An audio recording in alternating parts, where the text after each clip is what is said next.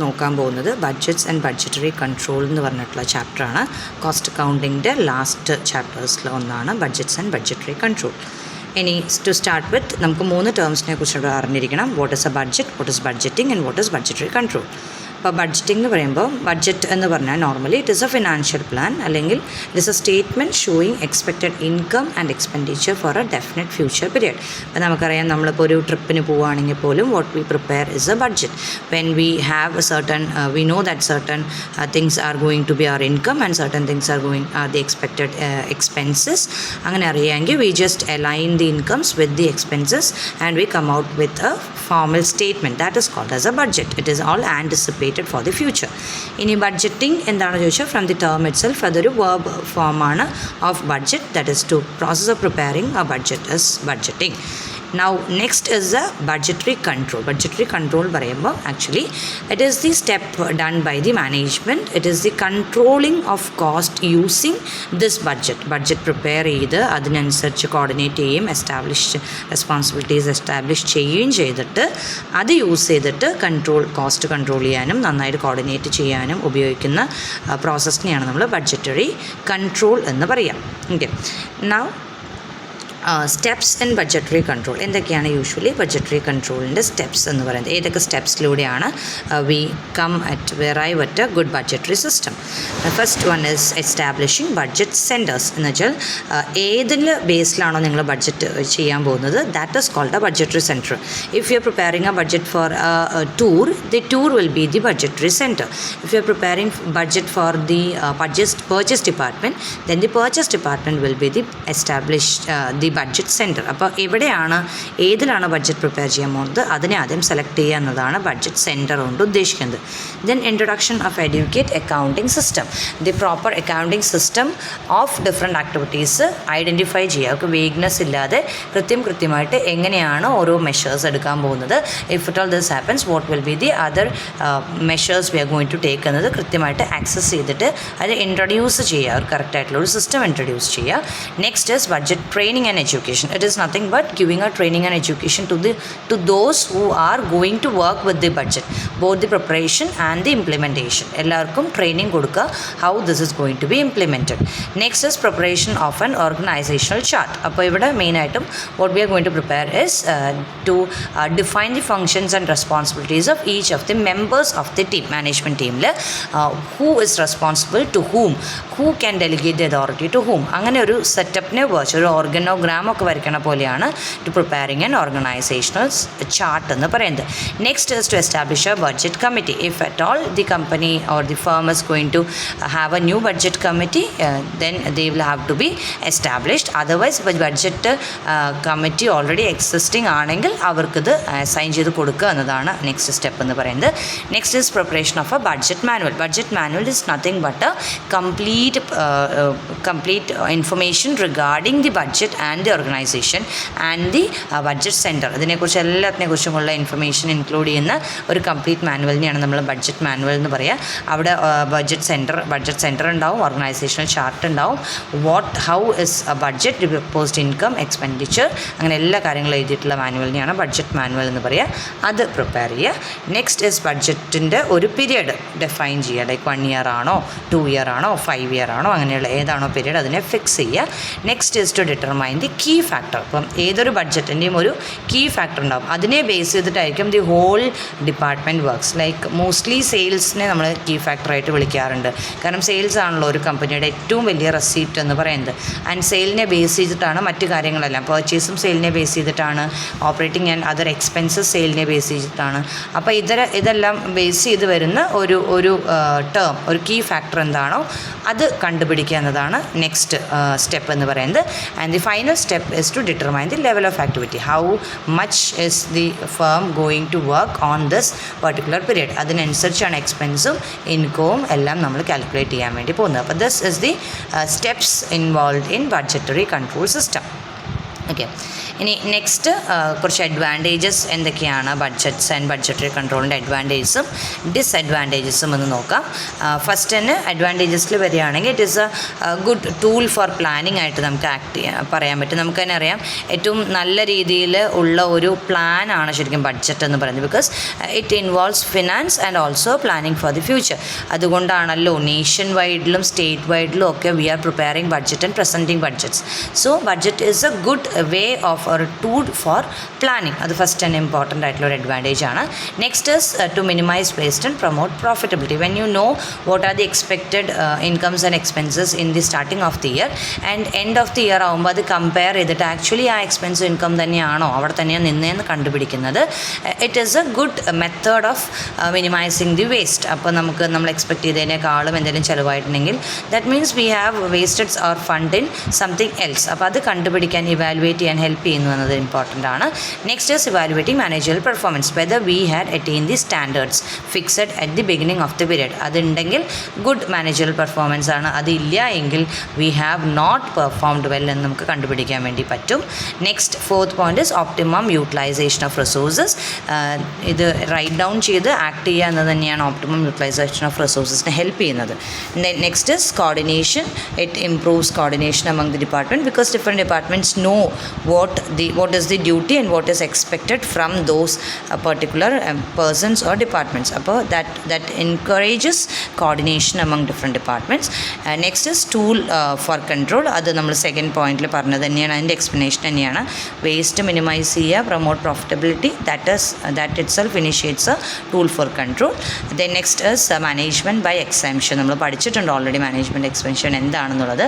അപ്പോൾ അത് ഏറ്റവും കൂടുതൽ അപ്ലിക്കബിൾ ആക്കാൻ പറ്റുക എപ്പോഴും എന്തിൽ തന്നെയാണ്, ഒരു നല്ല പ്ലാനിൽ തന്നെയാണ്, നല്ല ഫിനാൻഷ്യൽ പ്ലാനിൽ തന്നെയാണ്. Then measures four performance of department. Efficiency calculate ചെയ്യുന്ന പോലെ തന്നെ we can measure the performance of different departments എന്നതും ഒരു അഡ്വാൻറ്റേജ് ആണ്. ഇനി നെക്സ്റ്റ് കുറച്ച് ഡിസ്അഡ്വാൻറ്റേജ് ഓർ ലിമിറ്റേഷൻസും കൂടിയുണ്ട്. മറ്റ് പ്ലാനുകൾ അപേക്ഷിച്ച് ബഡ്ജറ്റ് ചെയ്യുന്നത് കൊണ്ട് എന്തെങ്കിലും ഡിസ്അഡ്വാൻറ്റേജ് ഉണ്ടോ എന്നുള്ളതാണ് ലിമിറ്റേഷൻസിൽ പറയണത്. First it is based on an estimate or forecast. ഇപ്പോൾ നമുക്ക് we are not sure what is going to happen in the coming year. So whenever we go with a estimate or forecast which has been developed in the starting of the year, it need not work all the time. അപ്പോൾ ചിലപ്പോൾ adverse conditions ഉണ്ടാവാം, ചിലപ്പോൾ നല്ല opportunities ഉണ്ടാവാം. അപ്പോൾ അങ്ങനെയുള്ള സിറ്റുവേഷനിൽ ശരിക്കും ബഡ്ജറ്റ് പ്രകാരം മാത്രം വർക്ക് ചെയ്യുന്നത് is not a good idea. Next rigidity in operations. Once we go with a strict plan there is rigidity. അപ്പോൾ if at all a new opportunity comes in the way we cannot tackle it because നമ്മുടെ ബഡ്ജറ്റിലില്ല എന്നതുകൊണ്ട് തന്നെ we don't go with the new opportunity. So will have to stick to the plan already laid. അതൊരു demerit ആണ് ചില സമയത്ത്. Next is success depend upon the support by the management and subordinate. ഇപ്പോൾ plan വരച്ചിട്ടു എന്നതുകൊണ്ട് മാത്രം it need not work. അപ്പോൾ അത് വർക്ക് ചെയ്യണമെങ്കിൽ continuous support from the management and subordinates ഉണ്ടെങ്കിൽ മാത്രമാണ് we can stick on to the plan. Next, it turns out to be too expensive. We know rather than doing the activity as a now, namak if we are going to prepare a plan to arrive at a good plan, you need to have to go with the expertise advices. In expertise ne konduvara ennu parayumbol it is costly. You need to select a budgetary control department, which is again an expensive thing. So on the whole, if at all we are not very good at the finances, then budgetary control will be a too expensive thing for an organization. Then it requires continuous evaluation. As already said, just preparing a budget does not ensure you the success. We need to continuously evaluate. Time to time evaluation venam. Then it is a time consuming process. We know to prepare a budget you need to take extra effort and time. Ad expensive one, time consuming one. Then employee resistance is a point. It is not a common point, but if at all a department or an organization planning to go for a budgetary control first time, then the employees may show a resistance because they are not used to it, and sticking on to the budget is a riskier thing. So in that condition there may be an employee resistance. Okay, so idana limitations of the budgetary control. Next is a classification of budget. Mainly budget is classified on three bases. First is according to the time.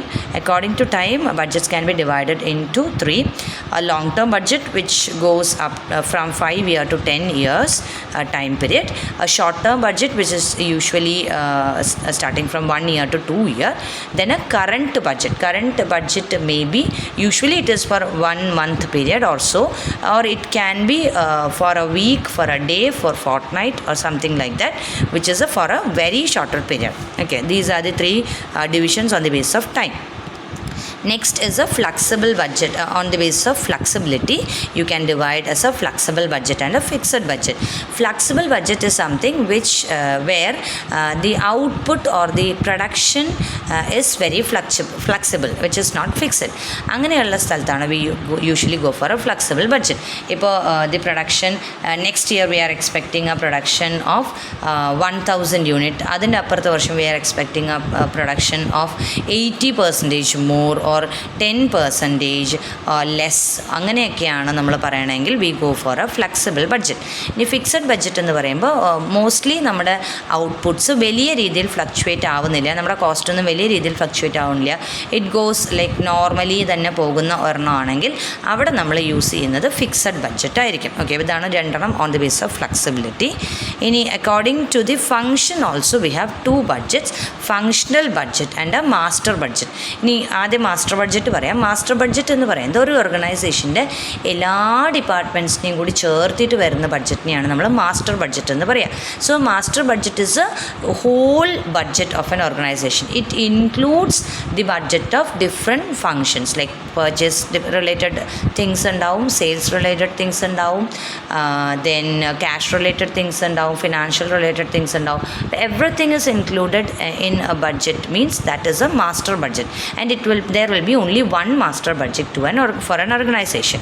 Now coming to the functional budget, it is the budget prepared on for different functions. That is, there can be an operational budget, there can be a financial budget, there can be a purchase department budget for a purchase department, there can be an advertising budget or sales promotion budget.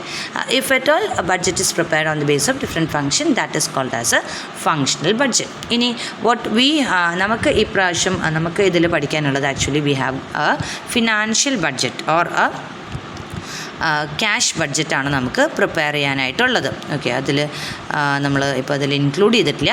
But നമുക്ക് ZBBയുടെ മുമ്പ് നമുക്ക് പഠിക്കാനുള്ളതൊരു cash budget പ്രിപ്പറേഷനാണ്. അത് മാത്രമേ നമുക്ക് problem ആയിട്ടുള്ളൂ. How we can deal with a cash budget എന്നതാണ് നമ്മൾ പഠിക്കാൻ പോകുന്നത്. അപ്പോൾ നമ്മുടെ ക്വസ്റ്റ്യൻ, ഒരു ടെക്സ്റ്റിലുള്ള ഒരു ക്വസ്റ്റ്യൻ നമുക്ക് നോക്കാം. നമുക്കൊരു ബാക്ക് ക്വസ്റ്റ്യൻ ആണുള്ളത്. അപ്പോൾ നിങ്ങളുടെ ഒരു പ്രോബ്ലത്തിലെ ഫസ്റ്റ് ക്വസ്റ്റ്യൻ നമ്മൾ നോക്കുകയാണെങ്കിൽ അറിയാം. ഇതാണ് നമ്മുടെ question. Okay, first question. Okay, this is the question.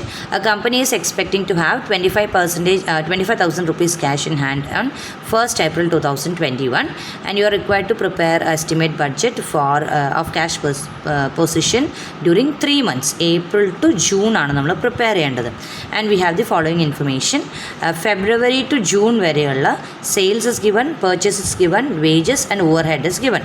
And we have got some other information like period of credit allowed by the suppliers is 2 months. Credit allowed by our suppliers എന്ന് പറഞ്ഞാൽ നമുക്ക് പർച്ചേസിൽ കിട്ടാൻ പോകുന്ന credit 2 months ആണ് എന്നർത്ഥം. എന്നുവെച്ചാൽ ഫെബ്രുവരിയിൽ നമ്മളൊരു പർച്ചേസ് നടത്തിയിട്ടുണ്ടെങ്കിൽ നമുക്കത് എപ്പോൾ പേ ചെയ്താൽ മതി? ഏപ്രിലിൽ ഫെബ്രുവരിയിൽ പേ ചെയ്യേണ്ട, മാർച്ചിലും പേ ചെയ്യേണ്ട, 2 month ക്രെഡിറ്റ് കിട്ടും. ഏപ്രിലിൽ പേ ചെയ്താൽ മതി. അപ്പോൾ ഏപ്രിലിൽ നമ്മൾ എടുക്കുന്ന പർച്ചേസ് ഏതൊരു എമൗണ്ട് ആയിരിക്കണം? ഫെബ്രുവരിയിലെ എമൗണ്ട് ആയിരിക്കണം എന്നാണ് അർത്ഥം. മെയ്യിൽ എടുക്കാൻ പോകുന്നത് കറക്റ്റ് ആ മാസത്തെ അല്ല, അതിന് മുന്നത്തെ മാസത്തെ അല്ല, പകരം എന്താണ്? മാർച്ചത്തെ ആയിരിക്കും. ഓക്കെ, ഇതാണ് നമ്മുടെ ഫസ്റ്റ് അഡീഷണൽ ഇൻഫർമേഷനിൽ നിന്ന് നമുക്ക് മനസ്സിലാക്കേണ്ട കാര്യം. ഇനി സെക്കൻഡ് ബി പോയിന്റ് തന്നിരിക്കുന്നത് 25% of sales is for cash. അപ്പോൾ ഒരു മാസത്തെ സെയിൽസിൻ്റെ 25% ക്യാഷ് ഉള്ളൂ. ആൻഡ് അതർ ഒരു ഇൻഫർമേഷൻ കൂടി തന്നിട്ടുണ്ട്. And period of credit allowed to the customers of credit sales is 1 month. അപ്പം നമ്മൾ ഒരു മന്തിൻ്റെ സെയിൽസ് എടുക്കുകയാണെങ്കിൽ നമ്മൾ ക്യാഷ് ബഡ്ജറ്റാണ് പ്രിപ്പയർ ചെയ്യണം. അതുകൊണ്ട് ആ മാസത്തിൻ്റെ സെയിൽസിലെ 25%ഉം അതിൻ്റെ കറക്റ്റ് ഒരു മാസം മുന്നത്തെ കഴിഞ്ഞ മാസത്തിൻ്റെ സെയിൽസിൻ്റെ 75% ആയിരിക്കും നമുക്ക് കിട്ടാൻ പോകുന്ന സെയിൽസ് എമൗണ്ട്. ഈ മാസത്തെ സെയിൽസ് വഴി നമുക്ക് കിട്ടാൻ പോകുന്ന കാശ്. ഓക്കെ, അത് പ്രോബ്ലം ചെയ്യുമ്പോൾ കുറച്ചും കൂടി ഡീറ്റെയിൽ ആവും, ഞാൻ ജസ്റ്റ് പറഞ്ഞു എന്നേ ഉള്ളൂ. ഇനി സി പോയിന്റിൽ പറഞ്ഞിരിക്കുന്നത് delay in payment of wages and other expense എന്ന് പറയുന്നത് 1 month ആണ്. അപ്പോൾ നമുക്ക് വേജസും ഓവർ ഹെഡും ആണ് 2 എക്സ്പെൻസ്. അപ്പോൾ 1 month ഡിലേയിലാണ് നമ്മൾ പേയ്മെൻറ്റ് നടത്തിക്കൊണ്ടിരിക്കുന്നത്. അപ്പോൾ നമ്മൾ ഏപ്രിലിൽ പേ ചെയ്യാൻ പോകുന്നത് ഏപ്രിലത്തെ എമൗണ്ട് അല്ല, പകരം അതിന് മുന്നത്തെ മാസമായ മാർച്ചിലത്തെ എമൗണ്ട് ആയിരിക്കും. ഇനി ലാസ്റ്റ് പോയിന്റ് പറഞ്ഞിട്ടുള്ളത് income tax of 25,000 rupees is to be paid in June 2021. അപ്പോൾ നമ്മുടെ ലാസ്റ്റ് മാസം നമുക്കൊരു പേയ്മെൻറ്റ് എക്സ്ട്രാ ആയിട്ടൊരു എക്സ്പെൻസും കൂടെ വരും എന്നാണ് പറഞ്ഞിരിക്കുന്നത്. ഓക്കെ, അപ്പോൾ നമുക്ക് ഇത് വെച്ചിട്ട് നമുക്കൊന്ന് പ്രിപ്പയർ ചെയ്ത് നോക്കാം. നമ്മുടെ ഒരു ക്യാഷ് ബഡ്ജറ്റ് നമുക്ക് പ്രിപ്പയർ ചെയ്യാം. നമ്മൾ യൂഷ്വലി ക്യാഷ് ബഡ്ജറ്റ് പ്രിപ്പയർ ചെയ്യുക. നമുക്ക് പറഞ്ഞിരിക്കുന്നത്, നമുക്കിപ്പോൾ 3 മാസത്തെയാണ് പറഞ്ഞിരിക്കുന്നത്. അപ്പോൾ നമുക്ക് അതിൻ്റെ 3 മാസത്തിൻ്റെ കോളംസും അവൈലബിൾ ആയിരിക്കണം ആൻഡ് പെർട്ടിക്കുലർ കോളം. അപ്പോൾ നമ്മൾ 4 കോളംസാണ് നമുക്ക് ഉണ്ടാവുക. ക്യാഷ് ബഡ്ജറ്റ് ഓഫ് ഏതൊക്കെയാണ് നമ്മളോട് പറഞ്ഞിരിക്കുന്നത്? ഏപ്രിൽ, മെയ് ആൻഡ് ജൂൺ കേട്ടോ. 3 മാസത്തിൻ്റെയാണ് ക്യാഷ്. 3 മാസത്തിനെയാണ് നമുക്ക് ക്യാഷ് ബഡ്ജറ്റ് പ്രിപ്പയർ ചെയ്യാൻ വേണ്ടി പറഞ്ഞിരിക്കണത്. ഓക്കെ, അപ്പോൾ നമ്മൾ പെർട്ടിക്കുലർസ് കോളം കുറച്ച് വലുതാക്കിയിട്ട് അമൗണ്ട് കോളംസ് കുറച്ച് നമുക്ക് ചെറുതാക്കാം.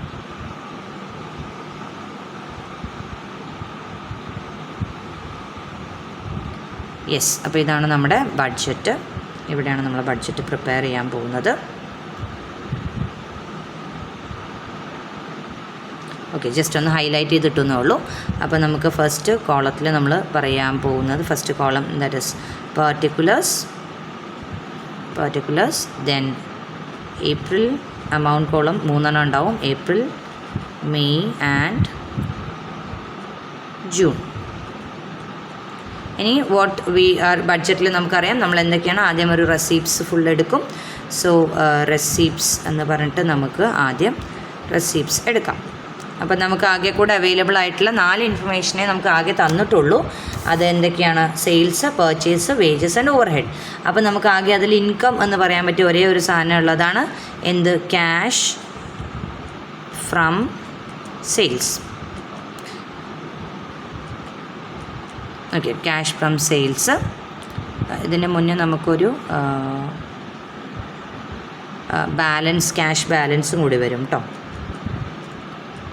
അതും കൂടി തന്നിട്ടുണ്ടല്ലോ ക്വസ്റ്റ്യനിൽ. ക്യാഷ് ബാലൻസും കൂടി വരും. ഏപ്രിലിലെ ക്യാഷ് ബാലൻസ് എത്രയാണെന്ന് ക്വസ്റ്റ്യനിൽ തന്നിട്ടുണ്ട്. സ്റ്റാർട്ടിങ്ങിലൊരു ഇൻഫർമേഷൻ തന്നിട്ടുണ്ട്. Expected to have 25,000 as cash balance on 1st April. അപ്പോൾ നമുക്ക് ക്യാഷ് ബാലൻസ് ഫസ്റ്റ് കോളത്തിൽ 25,000 ആദ്യം തന്നെ ഇടാം. ഇനി നമുക്ക് ക്യാഷ് ഫ്രം സെയിൽസ് ആണ് നമ്മൾ കണ്ടുപിടിക്കാൻ പോകുന്നത്. ആക്ച്വലി ഇവിടെ ക്യാഷ് ഫ്രം സെയിൽസ് നമുക്കൊരു വർക്കിംഗ് നോട്ടായിട്ട് ചെയ്യുന്നതായിരിക്കും നല്ലത്. ബിക്കോസ് നമുക്ക് 2 ഇൻഫർമേഷൻസ് കൺസിഡർ ചെയ്യാനുണ്ട്. ഓക്കെ, ക്യാഷ് ഫ്രം സെയിൽസ് എന്ന് പറയുന്നത് നമുക്ക് ഓരോ മന്തിൻ്റെയും എടുക്കാം. ഏപ്രിലിൻ്റെ എടുക്കുമ്പോൾ നമുക്ക് ഇൻഫർമേഷനിൽ എന്താ തന്നിരിക്കുന്നത്? 2 രീതിയിലാണ് നമ്മളോട് പറഞ്ഞിരിക്കുന്നത്. 25% ആണ് ക്യാഷ് സെയിൽസ്. എവിടത്തെ?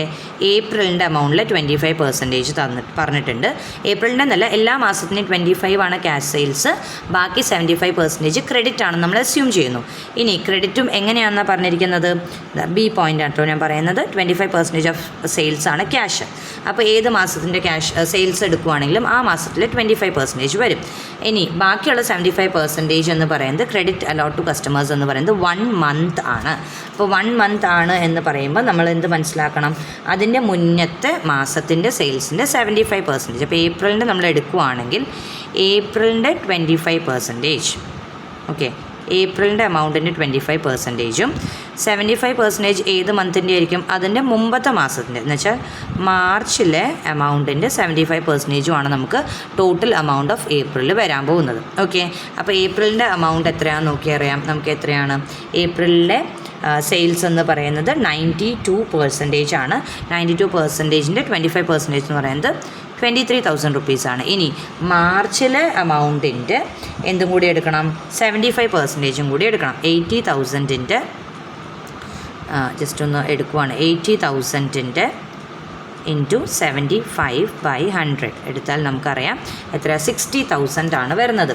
അപ്പോൾ 60,000ഉം എത്രയാണ്? 60,000 പ്ലസ് 23,000. അപ്പോൾ ഏപ്രിലിലെ എമൗണ്ട് എന്ന് പറയുന്നത് എത്രയായിരിക്കും? ഏപ്രിലിലെ റെസീപ്റ്റ് ഫ്രം സെയിൽസ് എന്ന് പറയുന്നത് 83,000 ആയിരിക്കും. അപ്പോൾ നമുക്ക് ശരിക്കും റെസിപ്റ്റ് എന്ന് കിട്ടാൻ പോകുന്നത് എത്രയാണ്? 83,000 ആണ്. ഇങ്ങനെ വേണം ഇത് കാൽക്കുലേറ്റ് ചെയ്യാൻ ഇന്നൊരു ഇൻഫർമേഷനിൽ നിന്ന്. ഓക്കെ, ഇനി മെയ്യുടെ നമുക്ക് കാൽക്കുലേറ്റ് ചെയ്യാം. മെയ്യുടെ എമൗണ്ട് എത്ര വരും? ഇതുപോലെ തന്നെ ആണ് എമൗണ്ട് കാൽക്കുലേറ്റ് ചെയ്യുന്നത്. മെയ്യിലെ എന്ന് പറയുമ്പോൾ 25% ഓഫ് മെയ്യിലെ സെയിൽസ് ആൻഡ് 75% ഓഫ് വിച്ച് ഏപ്രിലിലെ സെയിൽസ്. ഓക്കെ, അപ്പോൾ 25% ഓഫ് മെയ്യിലെ സെയിൽസ് എമൗണ്ട് എന്ന് പറയുന്നത് എത്രയാണ്? സെയിൽസ് എമൗണ്ട് ഓഫ് മെയ്യിലെ സെയിൽസ് എമൗണ്ട് 1 lakh ആണ്. അപ്പോൾ 1 lakhൻ്റെ 1 lakh into 25/100 which is 25,000 itself. ഇനി ഏപ്രിലിലെ സെയിൽസ് എമൗണ്ട് എത്രയാണെന്ന് നമുക്ക് നോക്കാം. ഏപ്രിലിലെ സെയിൽസ് എമൗണ്ട് 92,000 ആണ്. അതിൻ്റെ 75%. So 92,000 into 75/100 which is 69%. So in total മെയ്യിലെ എമൗണ്ട് എന്ന് പറയുന്നത് ഇത് രണ്ടിനും കൂടി ടോട്ടൽ 25,000 പ്ലസ് 69,000 ദാറ്റ് ഇസ് 94,000 ആണ് നമ്മുടെ മെയ്യിലെ ക്യാഷ് ഫ്രം സെയിൽസ് കിട്ടാൻ പോണത്. Okay, yes 94,000. ജസ്റ്റ് ഒന്ന് വേണമെങ്കിൽ ഹൈലൈറ്റ് ചെയ്യാം. ഓക്കെ, ഇനി നമുക്ക് ഒരു മാസം കൂടിയുണ്ട്, ജൂണും കൂടിയുണ്ട്. ജൂണിലെയും കൂടി നമുക്ക് കാൽക്കുലേറ്റ് ചെയ്യണം. ജൂണിലും അപ്പോൾ ഇതേപോലെ ജൂണിലെ 25% ഓഫ് ജൂൺ ആൻഡ് 75% ഓഫ് തൊട്ട് മുന്നത്തെ മാസം മെയ്. അപ്പോൾ ജൂണിലെ എമൗണ്ട് ക്വസ്റ്റ്യനിൽ നോക്കുക. 1,20,000 ആണ്. ബൈ 4 ചെയ്താൽ മതി. ഓക്കെ, 1,25% പറയുമ്പോൾ ബൈ 4 തന്നെയാണ്. ബൈ 4 ചെയ്താൽ 30,000 ആണ് ക്യാഷായിട്ട് ആ മാസത്തെ കിട്ടാൻ പോകുന്നത്. ആൻഡ് മെയ്യിലെ എമൗണ്ട് മെയ്യിൽ 1 lakh ആണ്. 1 lakhൻ്റെ 75% ആക്ച്വലി 75,000 രൂപ തന്നെയാണ്, എന്നാലും ഇൻറ്റു 3/4. ഓക്കെ, 75,000 തന്നെയാണ്. സോ ഇൻ ടോട്ടൽ നമുക്ക് കിട്ടാൻ പോകുന്നത് എത്രയാണ്? 30,000 പ്ലസ് 75,000 വിച്ച് ഈസ് 1,05,000 ആണ് നമ്മുടെ സെയിൽസ് ഓഫ് അല്ലെങ്കിൽ cash from sales for the month of June. Okay, അപ്പോൾ ഇത്രയേ ഉള്ളൂ നമ്മുടെ റെസീപ്റ്റ്സ് എന്ന് പറയുന്നത്. അപ്പോൾ അതിൻ്റെ ടോട്ടൽ എടുക്കാം. വേറെ ഒന്നും ഇൻകം ആയിട്ട് പറഞ്ഞിട്ടില്ലല്ലോ. അപ്പോൾ നമുക്ക് ടോട്ടൽ എ എന്ന് കൊടുക്കാം കേട്ടോ, ഒരു അറിയാൻ വേണ്ടിയിട്ട്. ടോട്ടൽ ഓഫ് റെസീപ്റ്റ്സ് എ എന്ന് കൊടുക്കുകയാണ്. ഇത് ആഡ് ചെയ്യാം. 25,000 പ്ലസ് 83,000. ഇനി ബാക്കി മന്ത്സ് നമ്മളിപ്പോൾ ആഡ് ചെയ്യേണ്ട ആവശ്യമില്ല. ബിക്കോസ് അവിടുത്തെ ക്യാഷ് ബാലൻസ് മെയ് സ്റ്റാർട്ടിങ്ങിലെ ക്യാഷ് ബാലൻസ് എന്താണെന്ന് നമുക്കിപ്പോൾ അറിയില്ല. നമ്മളിനി ഗ്രാജുവലി കണ്ടുപിടിക്കാൻ പോകുന്നുള്ളൂ. അതുകൊണ്ട് ബാക്കിയുള്ളവരൊന്നും ആഡ് ചെയ്യേണ്ട. നമുക്ക് നേരെ പേയ്മെൻറ്റ്സിലോട്ട് പോവാം. ഓക്കെ, പേയ്മെൻറ്റ്സ് എന്തൊക്കെയാണെന്ന് നോക്കാം. ഈ മന്തുകളിലെ പേയ്മെൻറ്റ്സ് ഫസ്റ്റ് നമുക്ക് 3 പേയ്മെൻറ്റ്സ് ആണ് തന്നിരിക്കുന്നത്. പർച്ചേസ് ഉണ്ട്, ക്യാഷ് പർച്ചേസിന് ഡയറക്റ്റ്ലി നമുക്ക് എടുക്കാൻ പറ്റില്ല. നമ്മൾ പർച്ചേസ് അല്ല എടുക്കുന്നത്. So cash paid to suppliers തന്നെ നമ്മൾ കൊടുക്കണം കേട്ടോ. അപ്പോൾ അങ്ങനെയാണെങ്കിലാണ് നമുക്ക് അവിടെ ഡിഫൈൻ ആയിട്ട് പറയാൻ വേണ്ടി പറ്റുള്ളൂ. ഇനി ഇപ്പോൾ കാൽക്കുലേറ്റ് ചെയ്ത് മുഴുവൻ ക്യാഷ് ഫ്രം സെയിൽസ് ആണ്. ഇനി ക്യാഷ് ടു ശരിക്കും ഇത് ഇവിടെ കൊടുക്കേണ്ട കാര്യമില്ല, കാരണം ഡിവിഷൻ നമുക്ക് ക്വസ്റ്റ്യനിൽ തന്നിട്ടില്ല അല്ലേ. ഫസ്റ്റ് പോയിന്റിൽ period of credit allowed by suppliers 2 months ആണെന്നേ പറഞ്ഞിട്ടുള്ളൂ. ക്യാഷ് പർച്ചേസ് ഇല്ല എന്ന് വേണം നമ്മൾ അസ്യൂം ചെയ്യാൻ. അപ്പോൾ അങ്ങനെയെങ്കിൽ നമുക്ക് 2 മാസം മുന്നത്തെ ബില്ല് എത്രയാണോ, പർച്ചേസ് ബില്ല് എത്രയാണോ, അതാണ് നമ്മൾ എന്ത് ചെയ്യാൻ പോകുന്നത്, ഈ മാസം കൊടുക്കാൻ വേണ്ടി പോകുന്നത്. ഓക്കെ, ജസ്റ്റ് ഒന്ന് ബ്രാക്കറ്റിൽ എന്ത് കൊടുക്കാം, 2 months ആണ് കേട്ടോ. 2 months ബിഫോർ ആണ് നമ്മൾ എടുക്കേണ്ടത്. ഓക്കെ, അത് ജസ്റ്റ് ഒരു ക്ലൂ ആയിട്ട് കൊടുത്തു എന്നേ ഉള്ളൂ. അപ്പോൾ ഏപ്രിലിൽ നമ്മൾ പേ ചെയ്യാൻ പോകുന്നത് ആക്ച്വലി ഏത് മാസത്തിൻ്റെ പേയ്മെൻ്റ് ആയിരിക്കും അല്ലെങ്കിൽ പർച്ചേസ് ആയിരിക്കും എന്ന് ചോദിച്ചാൽ എന്താ, 2 മാസം മുന്നത്തെ എമൗണ്ട് ആണ് നമ്മൾ എടുക്കേണ്ടത്. സോ ഏപ്രിലിൽ നോക്കിയറിയാം, ഇതാണ് ഏപ്രിലിലെ പർച്ചേസ് എമൗണ്ട് 52 ആണെങ്കിലും what we are going to pay is 40,000 ആയിരിക്കും നമ്മൾ പേ ചെയ്യാൻ പോകുന്നത് അല്ലേ. ആ മാസത്തെ അല്ല, അതിൻ്റെ മുന്നത്തെ മാസത്തെ അല്ല, അതിൻ്റെ മുന്നത്തെ എന്നുവെച്ചാൽ ഫെബ്രുവരിയിലെ പർച്ചേസ് എമൗണ്ട് ആണ് നമ്മൾ എവിടെ പേ ചെയ്യാൻ പോകുന്നത്, ഏപ്രിലിൽ പേ ചെയ്യാൻ പോകുന്നത്, വിച്ച് ഇസ് 40,000 rupees. ഇനി മെയ്യിൽ നമ്മൾ പേ ചെയ്യാൻ പോകുന്നത് ഏതാണ്? ശരിക്കും മാർച്ചിലെ എമൗണ്ടാണ്. മാർച്ചിലെ എമൗണ്ട് എന്ന് പറയുന്നത് 50,000 റുപ്പീസ് ആണ്. ഇനി അതുപോലെ നെക്സ്റ്റ് മന്ത് ആണ് നമ്മൾ ഏപ്രിലിലെ പേ ചെയ്യുക. ശരിക്കും ജൂണിലേ നമ്മൾ ഏപ്രിലത്തെ പേ ചെയ്യുന്നുള്ളൂ. സോ ജൂണിലെ പർച്ചേസിനുമായിട്ട് നമ്മൾ പേ ചെയ്യാൻ പോകുന്ന എമൗണ്ട് ഏതാണ്? ഏപ്രിലിലെ പർച്ചേസാണ്, വിച്ച് ഇസ് 52,000. ഓക്കെ. ഇനി നമുക്കുള്ള ബാക്കി 2 എക്സ്പെൻസ് എന്ന് പറയുന്നത് വേജസും ഓവർ ഹെഡുമാണ്. അത് നമ്മൾ എഴുതി വയ്ക്കാം, വേജസും ഓവർ ഹെഡും. ഇനി ഇതിൻ്റെ റിലേറ്റഡ് ആയിട്ടും ഒരു ഇൻഫർമേഷൻ നമുക്ക് തന്നിട്ടുണ്ട്. 3rd പോയിന്റിൽ delay in payment of wages and expenses 1 month എന്ന് വെച്ചാൽ 1 മാസം ഡിലേ ആയിട്ടാണ് നമ്മൾ വേജസും എക്സ്പെൻസും കൊടുത്തുകൊണ്ടിരിക്കുന്നത്. സോ ഒബ്വിയസ്ലി വേജസ് ഈ മാസം ഏപ്രിലിൽ പേ ചെയ്യാൻ പോകുന്ന വേജസ് എന്ന് പറയുന്നത് ആക്ച്വലി എപ്പോഴത്തെ വേജസ് ആയിരിക്കണം? അതിൻ്റെ തൊട്ട് മുന്നത്തെ മാസം. കാരണം 1 മാസം വൈകിട്ടാണല്ലോ നമ്മൾ കൊടുത്തുകൊണ്ടിരിക്കുന്നത്. So we are going to pay the wages of March കേട്ടോ. ഏപ്രിലിൽ നമ്മൾ പേ ചെയ്യാൻ പോണ വേജസ് എന്ന് പറയുന്നത് മാർച്ചിലെ വേജസ് ആണ്, ദാറ്റ് ഇസ് 8,000. ഇനി മെയ്യിൽ നമ്മൾ പേ ചെയ്യാൻ പോണ വേജസ് എന്ന് പറയുന്നത് എന്താണ്? അതാണ് ഏപ്രിലിലെ വേജസ്, ദാറ്റ് ഇസ് 9,000. ഇനി ഇത് 1 month എന്ന് ഇവിടെ സ്പെസിഫൈ ചെയ്യാം, അതാണ് നല്ലത്. 1 month ഡിലേ ഉണ്ട് എന്ന് പറഞ്ഞിട്ടുണ്ട്. അതുകൊണ്ടാണ് നമ്മൾ അതിന് മുന്നത്തെ മാസത്തെ വേജസ് എടുക്കുന്നത്. അപ്പോൾ ജൂണിൽ എടുക്കേണ്ട വേജസ് എന്താണ്? മെയ്യിലെ വേജസ് എമൗണ്ട് ആണ്. മെയ്യിലെ വേജസ് എമൗണ്ട് 10,000 ആണ്. അതാണ് നമ്മൾ എടുക്കാൻ പോകുന്നത്. ഓക്കെ. ഇനി ഓവർ ഹെഡിനും സെയിം സംഭവം തന്നെയാണ് പറഞ്ഞേക്കുന്നത്. എന്താ? 1 month ഡിലേ ഉണ്ട് എന്ന് പറഞ്ഞിട്ടുണ്ടല്ലോ. അപ്പോൾ അതും എന്ത് തന്നെയാണ് നമ്മൾ എടുക്കുക? അതിൻ്റെ തൊട്ട് മുന്നത്തെ മാസത്തെ എമൗണ്ടാണ് നമ്മൾ എടുക്കുക. ഓക്കെ. അപ്പോൾ ഏപ്രിലിൽ പേ ചെയ്യാൻ പോകുന്നത് ഏത് വേജസ് ആയിരിക്കും? ഏത് ഓവർ ഹെഡ് ആയിരിക്കും? മാർച്ചിലെ ഓവർ ഹെഡ്, ദാറ്റ് ഈസ് 7,000. ഇനി മെയ്യിൽ പേ ചെയ്യാൻ പോകുന്ന വേജസ് എന്ന് പറയുന്നത് ഏപ്രിലെ ഓവർ ഹെഡ് ഏതാണ്? ഏപ്രിലെ ഓവർ ഹെഡാണ്, ദാറ്റ് ഈസ് ഓൾസോ 7,000. ഇനി ജൂണിൽ നമ്മൾ പേ ചെയ്യാൻ പോകുന്ന ഓവർ ഹെഡ് എന്ന് പറയുന്നത് മെയ്യിലെ ഓവർ ഹെഡാണ്, ദാറ്റ് ഈസ് 8,000. ഓക്കെ. ഇത്രയും നമ്മൾ ചെയ്തു. ഇനി നമുക്ക് ശരിക്കും എക്സ്പെൻസുകളൊന്നും ക്വസ്റ്റ്യൻ്റെ ബേസിൽ തന്നിട്ടില്ല. ബട്ട് നമുക്ക് ജൂണിൽ മാത്രം വരുന്നൊരു എക്സ്പെൻസിനെ കുറിച്ച് അഡീഷണൽ ഇൻഫർമേഷനിൽ പറഞ്ഞിട്ടുണ്ട്. Income tax. ഓക്കെ. ഇൻകം ടാക്സിനെ കുറിച്ച് പറഞ്ഞിട്ടുണ്ട്. ബട്ട് എന്ത് പറഞ്ഞിട്ടുണ്ട്?